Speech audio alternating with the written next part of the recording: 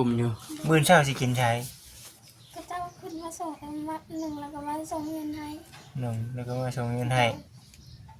มีแต่หลานนั่นเด้ติมีแต่หลานผู้เป็นเด้อบ่มาเพิ่นก็ขึ้นมาอยู่กับเพิ่นหมู่เพิ่นก็ลงเงินก็ลงเพิ่นมาส่งเพิ่นบ่ได้เว้าบ่ได้ถามนำบ่เอ้าถามดูกับเด็กน้อยถามเล็กน้อยถามนะได้ว่าข่าวอะไรสิลืมสุกแล้วสิให้นอนขึ้นมาส่งไปเลย ไปเลยเป็นงานใกล้บ่ได้ผิดบ่ได้หายกันนะว่าแต่เพิ่นยังแต่คือนี้มีเหตุผลของเพิ่นเนาะบ่เพิ่นด่าก็ด่าเอ้าว่าจังได๋สมมุติว่าเพิ่นด่าเพิ่นตายได้ตายเพิ่นว่าเล่นแต่น้อง2คนรู้สึกได้บัดเขายังแบบตายเขาจะตอบเพิ่นอันนี้น้องน้อยนี่อุ้มใจยังหลายที่สุดกุ้มใจยังหลายที่สุดใจบ่มีพ่อแม่กุ้มใจอุกใจบ่มีพ่อแม่มันทำกับมีแม่นบ่โดยกุ้มใจบ่มีพ่อแม่โดยมันบ่มีคนดูแลโดยเจ้าอยากได้มีคนมาดูแลแม่นบ่อยากให้คนในครอบครัวหักหอมคือเก่าโดยตะกี้ได้ซะล่ะฮะตะกี้มีแต่พ่อกับแม่นี่แล้วถ้าเพิ่นอยู่เพิ่นหาเรื่องหาเกลือเจ้าเพิ่นบ่อยู่เพิ่นก็เกลือกับเพิ่นก็ซ้ำกันนะอ๋อเพิ่นน่ะเพิ่นอยู่เพิ่นว่าหาเลี้ยงหาเกลือว่าซั่นเนาะมีครอบมีครัวแล้วก็พ่อแม่ไปหาผู้หาป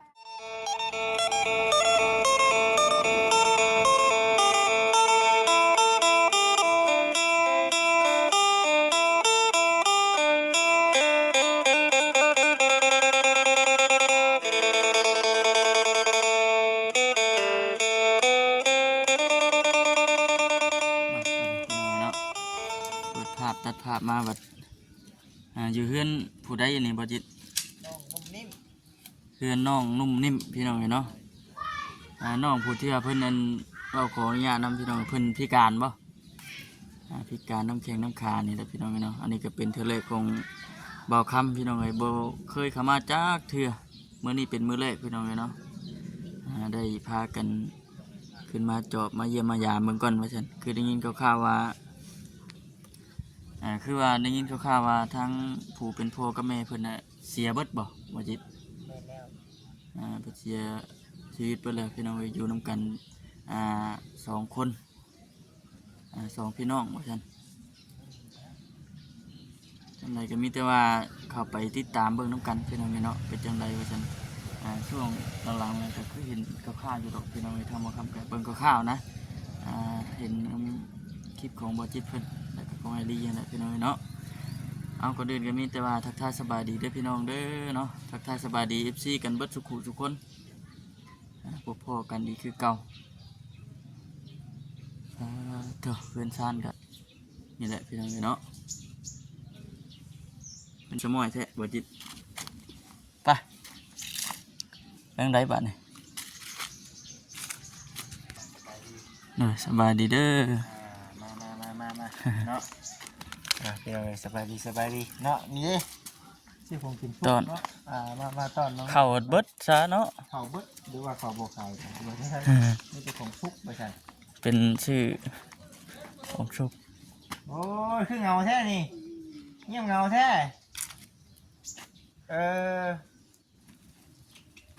ขอเนี่ยเด้อน้องมิดสมอยเนาะไปถึงเพื่อนได้บ่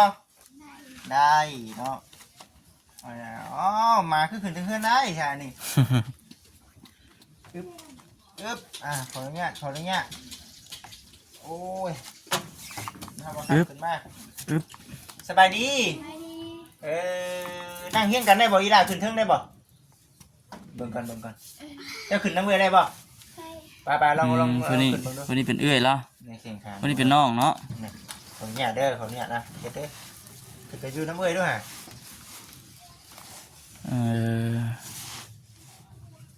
ฮึบ อึ๊บ แบบนี้บ่แต่ละเถื่อเป็นได้บัดสิขึ้นได้บ่บัด ได้อยู่ หรือว่าให้เอ้ยช่วยบ่เอ้ยเบิ่งน้องดูขึ้นได้บ่ฮึบ อึ๊บ โอ้ เพิ่นมีวิธีเพิ่นเนาะ สีมานี่ก็ยังยากแหละนี่เนาะ อืม โอ้ฮึบใช่ล่ะโอ้ อืม อึ๊บเบิ่งดูน้องช่วยน้องคนกว่าฮะเต้าเขิน เขินบ่ ช่วยบ่เป็นบ่ซั่นเบิ่งจ้ะอ่อนเบิดบ่น้องหรือว่าจังไดนี่มีกระดูกอยู่บ่นี่มีเห็นได้เนาะเจ๋งอยู่บ่ครับ เจ๋งอยู่ โอเคเป็นจังไดบัดนี้เข้ามาขาย ตลาดน้อยบ่ เอาป้าก่อนนี่แหละป้าอันน่ะมาก่อน อืม ป้ามาก่อนนะคุยกับเบาก่อนเนาะคุยกับเบาก่อนป้ามาก่อนก็ได้เพลงมาบ่แน่เนาะมันมีคนเล่นนํ อยู่กันสองคนงอมๆนี่ติ โดย เด้อนี่บ่ชื่อหมูมาหมูกินได้บ่ คือคอยเองนะคอยกินยาบ้างนั่น ยาบางนึงก็ไว้กินตอนเด้เนาะเอ้าอึ๊บหนักบ่ ธรรมดา ธรรมดาบ่ซั่นพี่น้องเอ้ยเนาะโอ้มีไผในมาหาตั้งแต่มื้อนั้นยังบ่มีไผมาบ่โอ้เนี่ยพี่น้องเอ้ยเนาะ อืม แล้วมาอีกก็ล่ะคือจานแท้นี่เฮ้ยมาใกล้นี่เออคือว่าได้พี่น้องเอ้ยเนาะนี่สิมีคนมาหาอยู่ได้ล่ะ อืม อ๋อ คือว่าคนเนี้ยนำแบบเป็นแบบนี้แต่เกิดบ่ โดย เป็นแบบนี้แต่ใดมาแล้วเนาะ เออ มีเงินพี่น้องกันสองคนนี่ โดย เออ เลยเข้ากับถิ่นป้ามาแล้ว เอ้าคือช่างว่าแท้ โดย เพิ่นไปอยู่ไปได้นะอันเพิ่นอยู่กับลูกกับผัวเพิ่นบ่ โดยมันอยู่กับลูกกับพวกคนไหนนะ ไปขึ้นมาอีกบ่เนาะเดี๋ยว ขึ้นคนขึ้นมากระมุมันปะหมูกระหมู อืม เอ้าเดมเอาเขามาให้อีกบ่มื้อนี้ เอามาให้อีกตาม ว่าเอามาให้นะ แสดงว่าทางเด็กแล้วก็ยังบ่ได้ปาบ่ได้ทิม เงินวะ ค เนาะ นมันบอกให้ลูกคนเอามาให้แต่ลูก เพิ่นบอกให้ลูกเพิ่นเอามาให้ ไอ้เขาคนนั้นก็ขึ้นคอยซื้อ คนหนึงเขาให้ซื่อๆบ่โอ้แต่เพิ่นบ่ได้มาเยี่ยมเลย ไกลบ่จังนะ เพิ่นบ่ขึ้นมาอยู่ใกล้เลย เอาบัดเวลาเฮ็ดอยู่เฮ็ดกินได้เสียผู้เจ้าเป็นเอื้อยแล้วบ่เอื้อยผู้นี้เลยเนาะเฮ็ดได้อยู่ติ เอ็นได้เลยอยู่ยังได้น้อย ได้อยู่เล็กน้อย โดย อ๋อ คอยก็หาเจ็บเอาพื้นนี่แหละ เก็บมาพื้นแถวนี้ได้เนาะ โดย เออ ผู้นี้สิยังไว้แน่แม่นบ่ล่ะ มาว่าหยางสาเลย ย่าง ยัง ช้า ช้า นะ บ่แต่ใครกลัว แต่ เนาะ ก็ยืนได้ย่างเป็นอยู่เนาะ เดินมาได้ ยืนโดนบ่ได้ ยืนโด มันปวดบ่ โดยมันมุน มึน มัน อืม อ๋อเนาะสิเฮ็ดในได้ซะบัดนี้เนาะเออ คืออันพากันอยู่เบ็ดสองคนที่มาจากปีเลย หลายปี หลายปีเลย โดย หลายปีแล้วเนาะหลายปี จน แล้ว ชินจนเคยนะเนาะว่าง่ายๆก็ได้เนาะว่าจะจนเคยแล้วอยู่ด้วยกันสองคนเป็นอย่างนี้ก็ได้ แต่ผู้เป็นเอ้ยนะบ่ได้ขึ้นมาได้ตั้งแต่เห็นนะเอ้ยล่าสุดจักเดือนแล้วนี่ ได้อันก็เลยคนป้าเต็มไปแต่ปีนี้แล้วคนกุ้ง เพิ่นก็บ่กุ้ม โดยแล้วก็ทุกคนก็หลายคน เพิ่นก็หลายคน โดย บัดนี่ได้ซะเรื่องเงินเอาเงินใช้ซื้อกิน เดี๋ยวอ้ายมาเยี่ยม กับเพิ่นกับบ่มีคือกันอ้ายเพิ่นมาเยี่ยมแล้วก็เยี่ยมซื่อๆ อ๋อ ก็ให้เดือนละแสน แม่นบ่ โดย อืม ไปก็ยอมซื้อกิน เจ้าก็ยอมซื้อกินเนาะ ยอมประหยัดเอาเนาะบ่ง่าย ยอมประหยัด มันม เอา องหาบ่เป็นนี่แหละ หาบ่เป็นเนาะ โดย ๆไปบ่ได้เนาะ ยอมประหยัดเอาเงินแสนหนึงนี่ได้กินจักมื้อนี่ มีกิน2-3มื้อนี่แห ย ละ อมสามมื้อ อืม โอ้ยเนาะสันแดสันพี่น้องเอ้ยเนาะมีแต่อดเอาแล้วเฮ้ยเนาะสู้ โดย ๆสู้ๆแหละอีหลายเพิ่นก็ลำบากเนาะ โดย อืมไปอาบน้ำได้ใช่เฮ็ดได้ใช่บ่ว่าไปอาบน้ำ ตู้ไป ตูดไป โดย อีหลายบ่ได้ย่อช่วยบ่ ก็มีแต่อาบน้ำให้ อาบน้ำให้ ให้ โดย ข่อยก็บ่ไหวคือกันแม่นบ่ โดย อยู่เทิงพี่บ่เด้อลุงอยู่ชานพุ่นเลยเนาะ ใส่ข้าวให้เขาหยอดน้ำให้ ใช่เขาเจ้ายุ่มน้ำให้เอ้าน้ำใดเด้ บางเทื่อก็ได้เมื่อวานนี่บ่ได้มื้อนี้นั่นได้ใส่ข้าว อ๋อ เป็นบางมื้อนะเนาะบ่ง่าย อันบนเปิดอยู่ใช้บนเปิดอยู่ใช้บนเปิดอยู่เทิงอยู่ โดย โอ้บัดสายน้ำได้ใช่ ใส่ถอดแบบนะ อืม ตอนตะกี้มีทอย่างเนาะนี่นะแต่พอแต่แม่อยู่กับเพิ่นเฮ็ดให้แล้ววันนี้แหละเพิ่นพาหลายปีแล้วลงไม่น้ำใส่ ตั้งแต่พ่อกับแม่เฮ็ดให้นี่เพิ่นตั้งแต่พ่อกับแม่อยู่นี่เพิ่นอำนวยความสะดวกให้เนาะ อืม โดย แต่บัดนี้เนี่ยค่าพ่อแม่เสียนี่บ่มีไผเฮ็ดให้ โดยคอยอยู่ดินพ่อแม่ เจ้าอยู่ดินพ่อแม่ ก็แต่ เนาะ ว่าดินนี้ยังว่าเป็นดินมูลพ่อมันแม่อยู่เนาะ อืม โชคดีตอนนี้ เพิ่นกายเพิ่นนั้นมันเพิ่นก็เฮ็ดเรื่องต่างหากเกิด เพิ่นได้เรียนต่างหากแล้ว แต่เพิ่นก็เฮ็ดเพิ่นก็อยู่กับลูกกับพวกเพิ่น อืม อ๋อเพิ่นได้เว้ากับเจ้าอยู่บ่เอ้ยสิไปแล้วแบบนี้ โดย เออ ก่อนเพิ่นสิไปเพิ่นก็บอกเยอะเนาะ โดย อืม น้ำในพี่น้องเอ้ยเนาะตีลานี่ผู้เป็นเอ้ยนี่เข้าห้องน้ำได้อยู่ ได้ เดี๋ยวเจ้านี่บ่ได้เลย โดย อืม โอ้ยพี่น้องเอ้ยเนาะบัดนี้ยากเนาะบัดนี้เนาะจะเอาน้ำขึ้นเฮือนก็ยากบ่ ยากเลยแต่น้ำกินได้เวียนให้เขาใช่ให้ได้เวียนยอม น้ำกินได้เฮ็ดได้เนี่ยเอามาแต่ใส่นี่ ข้าว ซื้อบ่ รอพด น้ำฝน ตวงเวียนติดฝนตก ต้องมาแต่ยามฝนพุ่น เลย เออกิ ที่ น ซื้อ น้ำฝน กับบ่มีเงินซื้อนะ อืม สิซื้อก็บ่มีเงินซื้อเนาะ เลย เฮ้ยเนาะอันนี้ก็ได้พี่น้องเอ้ยจักสิเฮ็ดแนวใดติข้าวได้จะลายอยู่บ่ข้าวเหนียวข้าวสุกเดี๋ยวนี้ มาได้ สิกินตอนแรกนี่หั่นน่ะ ตอนแรกพบกลุ่มอยู่ เอากลุ่มอยู่ มื้อเช้าสิกินใช้ ก็เจ้าขึ้นมาส่งมาหนึ่งแล้วก็มาส่งเงินให้ น้องแล้วก็มาส่งเงินให้มีแต่หลานนั่นเด้ติมีแต่หลานผู้เป็นเด้อบ่มา เพิ่นก็ขึ้นมาอยู่กับเพิ่นหมู่เพิ่นก็ลงเงินก็ลงเพิ่นบ่ได้ส่ง เพิ่นบ่ได้เว้าบ่ได้ถามนำบ่เอ้า ถามดูกับเด็กน้อยถามแบบ ถามเล็กน้อย ถามว่าได้ว่าข่าวอะไรสิลืมชุดแล้วสิให้อันนอนขึ้นมาส่งนะ เออ ไปเลย ไปเลย แบบ เป็นงานใกล้ บ่ได้ผิดบ่ได้ให้กันนะว่า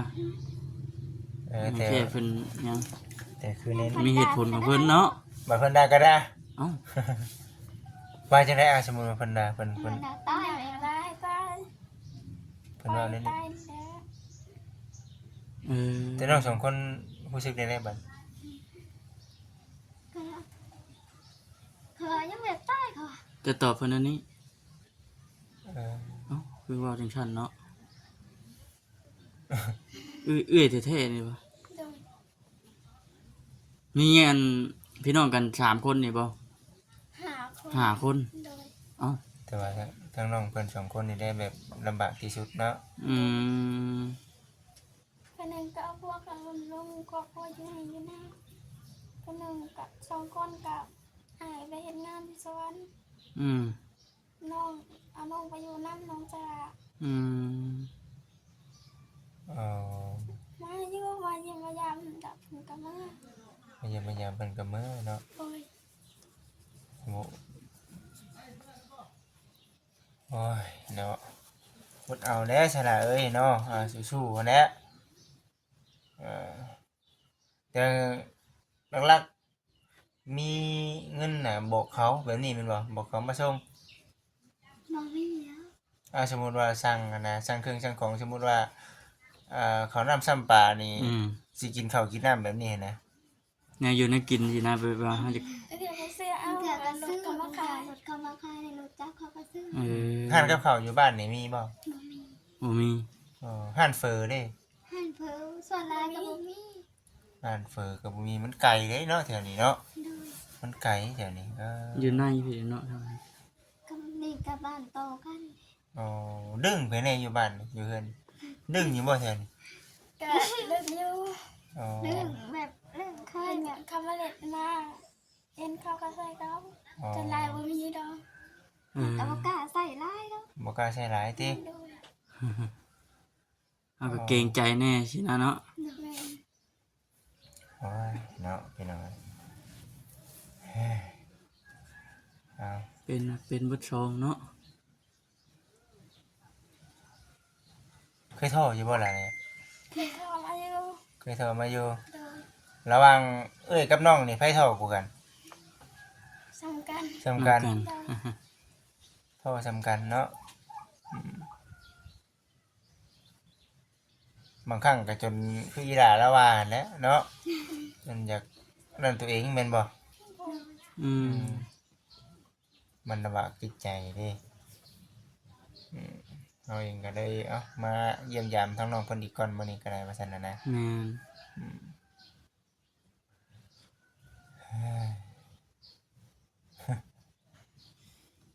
อุกใจบ่ เลย